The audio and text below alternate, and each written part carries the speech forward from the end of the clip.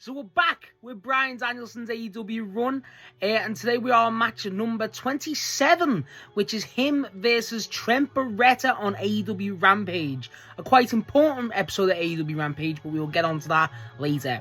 Now, this match is the opener, so there's no even entrances. I missed this vibe with Rampage. It was just go, and I loved it. On commentary for this was Ricky Starks, Regal, Taz and Shivani, it was Excalibur, not Shivani. And this match, I really enjoyed this match with him and Trent. It was excellent. I feel like this match really proved how Bryan's just the best. He just is the best. Everything in this match had no reason to go as good and as well as it did. It's a TV match on, frankly, at the time, maybe their number 2, number 3 show. What they had, and it fucking banged. It's a great little not even a masterpiece, but it's just pure great wrestling, and it's like not even in Bryan's top 100 matches. It's fucking great. Oh, I really enjoyed this. The pace was excellent. So they started with the lockups, and that's where Bryan this is during the BCC stuff, obviously, and Bryan's basically dominating in the technical department, as you expect, but Trent's no slouch. Trent hits a lariat, and it affects Bryan. Bryan's taken back, but, he respects it. But Trent's like, I'm not going to go down without a fight, essentially. So the match is basically, Bryan will just destroy Trent, and essentially every sort of technical hold. So whenever Trent strikes, it is effective. But it's just whenever Bryan keeps up in the level, because Bryan's the one who dictates it all. Obviously, Trent can keep up, but only to a point. I love the thing that really made me think, oh my god, this is just how good Bryan is. I know how good Bryan is. He's the greatest of all time. It's just more like Trent goes for a dive out the ring, and Bryan just catches him with an elbow. But the way they done it, oh my god, was it a kick or an elbow? Point is, Bryan catches him, and it's just magnificent. It's similar to the previous match I covered, which was Tyler Bate and Pete Dunne. It's very similar to that.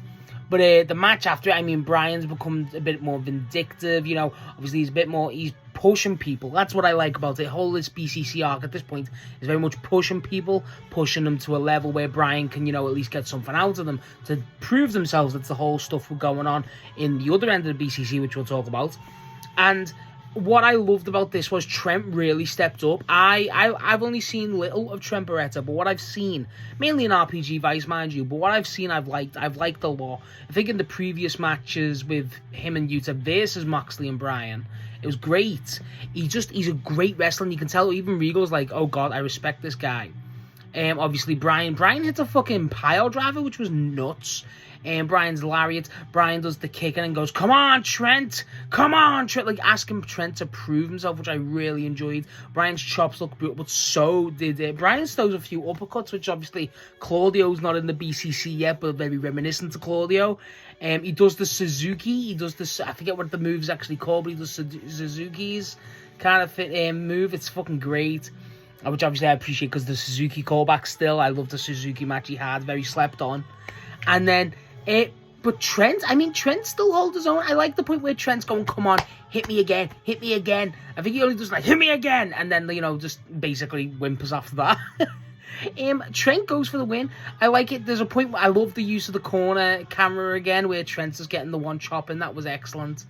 And then, like I said, the match had a great little pace to it. It really did. It had no reason to have this good of a pace. Trent does a lot of counters, especially on the top rope. He has Bryan goes up for one, and Trent basically counters him in the steps and then throws him down. That was really interesting.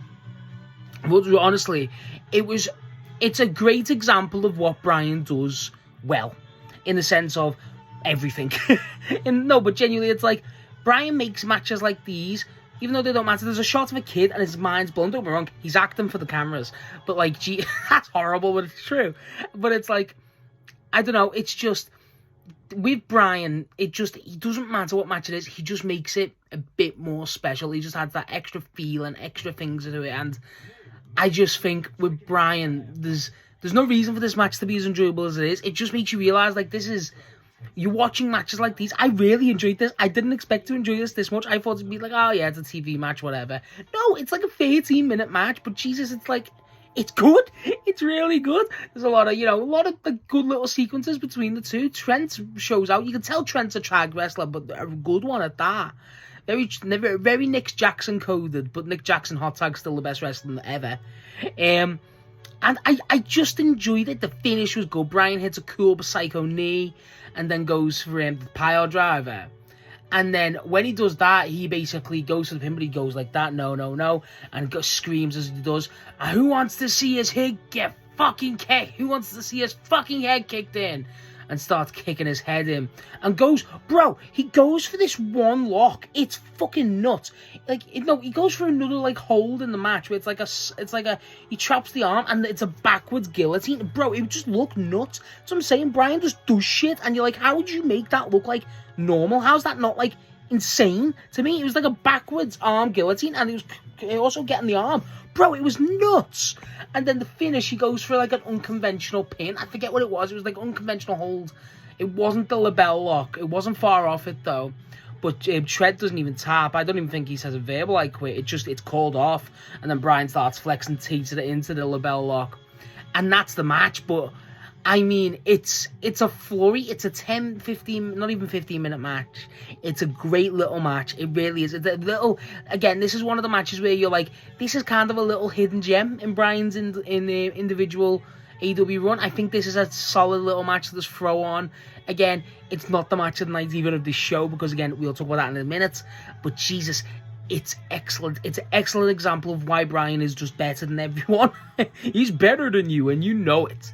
He's better. He just is. And Trent, I mean, I don't talk a lot about Trent in here, but Jesus, Trent does great here. He just has this explosiveness. You can tell Trent's of a level, but obviously he isn't, it's when it comes to the point where it's the finish, you can tell Trent's getting a bit more emotional. He's getting more, he sets Bryan up for the psycho knee, essentially, because he's going to run to the lariat, and then Bryan chases after him and hits the psycho knee. Stuff like that. And that's what I think with Trent, where it let him down, but the skill wasn't against. It's just a great example of favouring the BCC story where, yeah, you may be good, but we need to have this good mindset too. We need you to be a killer both ways and have that composure too. It's very specific, and I like how it's developed throughout these matches, obviously ever since Moxley, even the Moxley match. It's really good. It's a really good match. It's a really good example of progressing the story, stuff like that.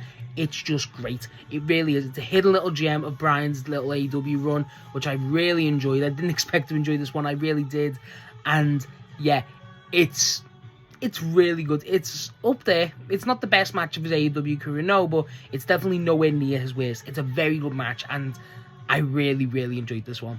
So yeah, that's our thoughts on Bryan and Trent Beretta on AEW Rampage. However, I want to note something very quick. Obviously, we'll talk about the Bryan Danielson AEW run, and obviously with the BCC part of our little journey so far.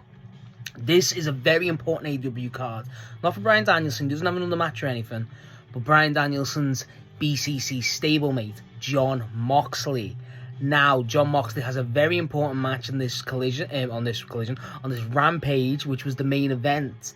Now, if all of you know the BCC story, all of you know Jon Moxley, all you know AEW Rampage, this is a very great match. It's one of my favourite matches, and it's not going to be included in Bryan's run, but we're going to talk about next. On my next video, I don't like announcing my next video, but we are going to talk about, before we continue with the Bryan run, it should be tomorrow, it should be the next video, frankly.